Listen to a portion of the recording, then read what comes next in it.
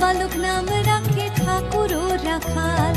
সুবল রাখিল নাম ঠাকুর কানাই,